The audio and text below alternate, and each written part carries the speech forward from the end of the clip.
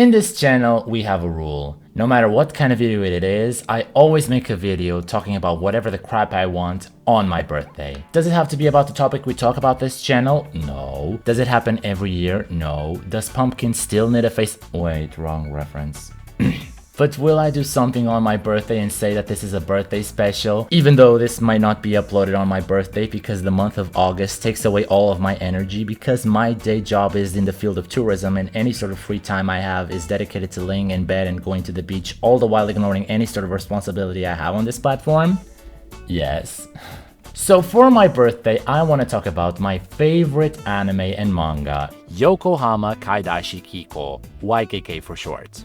I've tried to put into words what this anime and manga series is, and I watched a lot of videos on these series, so if this sounds a bit like Kenny Launderdale, it's because it does. YKK has 140 chapters of manga divided into 14 volumes and has no more than 4 episodes of anime. Or OVAs, if you will. Now, personally, I don't think that this is the kind of anime that a child or a teen will enjoy, but as an adult, this whole series has charmed me to death. Not because there are any adult themes in it, quite far from it, just because the way the characters function seem to be more in vein with what an adult can take and enjoy rather than a child or a teen. Now, this would be the part where I would tell you about what this piece of anime and manga series is, but it's a mouthful.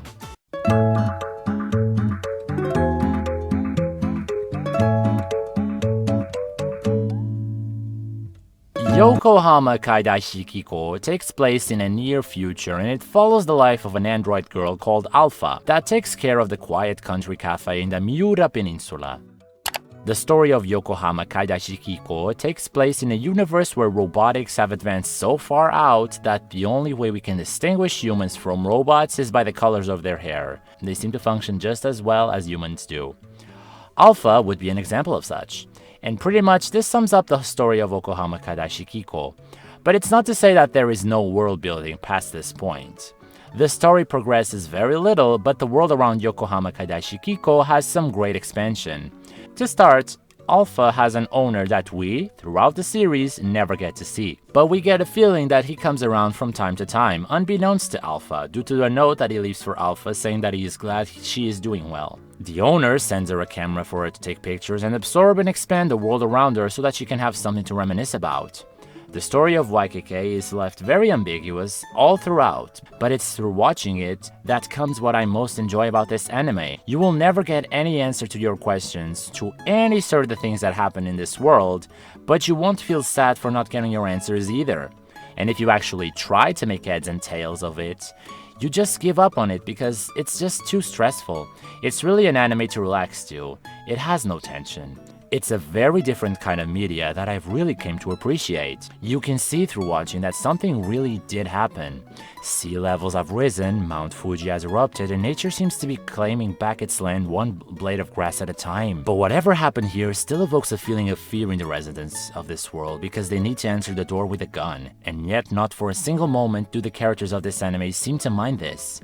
The only hint we ever get at this fact is when this is described as the age of evening calm and humanity has entered its twilight years. Basically, the apocalypse is happening, and this is what has made me grow so fond of this anime. I've never been exposed to a theory that the end of the world can be something calm and soothing. We are often fed the idea that when the apocalypse happens, there will be red and gray and misery on the streets. The world will be destroyed and we will all die a horrible death. But in the same vein that one can imagine the end of the world will be the biggest, most awful, tragic event in human history, there has never been a moment where I could imagine an apocalypse where society has accepted the world is ending and the rhythm of life just starts slowing down to a more simple and tranquil pace. In the anime, or original video animation, everything we see is adapted from the manga. And if I liked the OVAs before I read the manga, I fell in love with them when I actually read through the whole manga. That's how big my love for these series is. I actually went ahead and read through a whole series of manga. Even the intro, even the end credits, everything is a healing experience with this being adapted all from the manga. There have been 4 OVAs made for Yokohama Kaidashi Kiko, 2 of them released in 1998 and the other 2 in 2002. Now, The first two OVAs are the ones that have all my heart. We get to see Alpha meeting Kokone, another robot that is much less cheerful than Alpha. But Alpha's attitude inspires Kokone so much that she falls in love with the region where Alpha lives, even going as far as admitting she wants to live here in the manga. Later in the OVA, we see Alpha trying to take a picture with the camera she received and failing to do so, learning that some things are just too good to be documented. A lesson that as an adult I learned myself.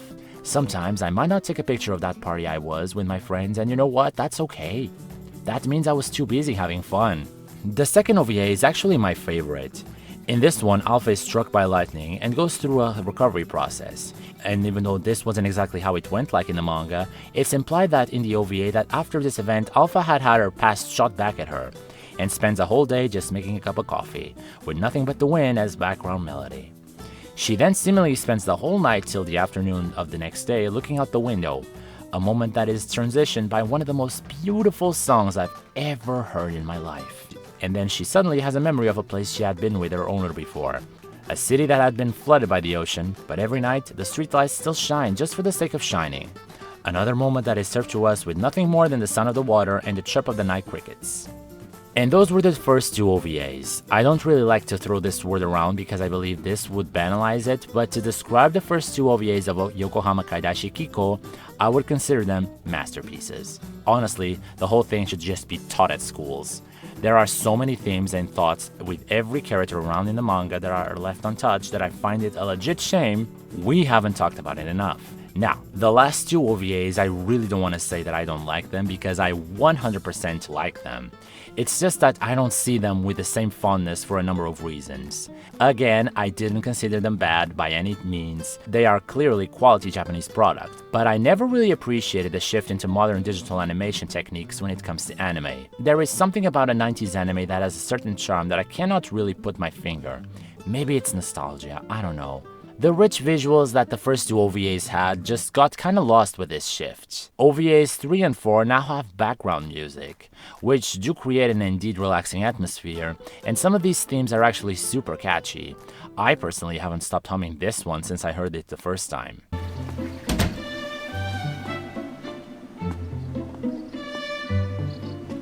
But I also did prefer how the sound was handled in the first two OVAs, with only having the sounds of nature in the background and having musical melodies playing on specific parts of the episode.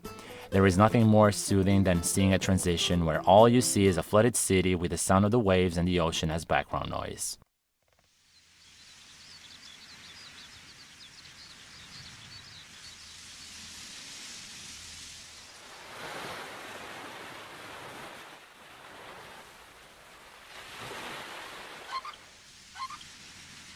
But I can say, however, that these OVAs actually grab the characters' internal feelings much better.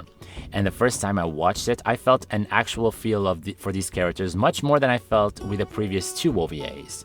In the third OVA, we learned that a huge windstorm is approaching. Oji-san offers Alpha his gas station because it's much more sturdy to spend the night. When Alpha comes back, she finds the cafe that she has been pouring her heart and soul so thoroughly for God knows how long to be completely destroyed. What follows has to be one of the most humanly relatable reactions I've ever seen portrayed in anime. Instead of kicking the grovel in a rage or crying around in despair, Alpha just makes amends and works with what she has. Yes, she mourns the loss of her cafe, but it's not too dramatic. To me, the fact that you can see Alpha's sadness from having what she loves most be destroyed, but not result to crying dramatically in the anime fashion was a great move. I would have reacted the same way as she did. Yes, things look bad, but from what life has taught me so far is that luck comes in waves.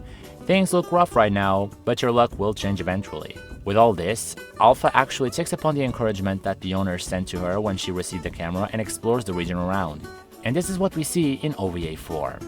Now, I came into these 2002 OVAs with the knowledge that there were only two. It took me a few months, if not years, to watch them after the OVAs from 1998 for the first time.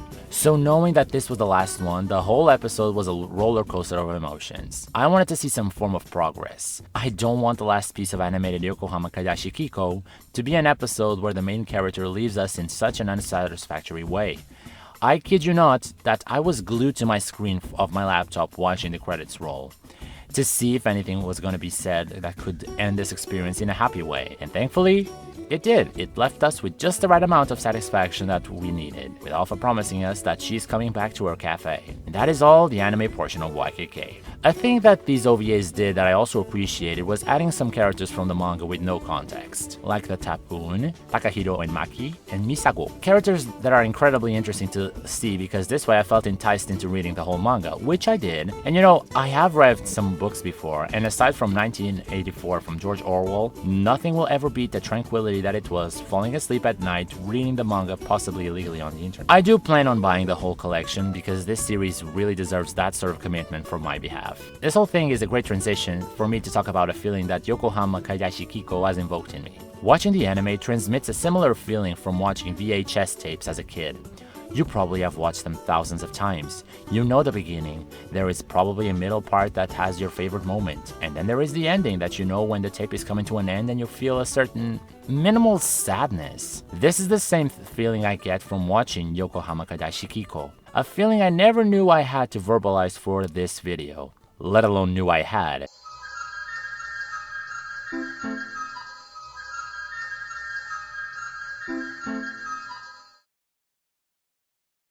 It's very hard to explain why I like this series so much, but I believe that the creator of this piece of Japanese entertainment, Itoshi Ashihano, is a writing genius.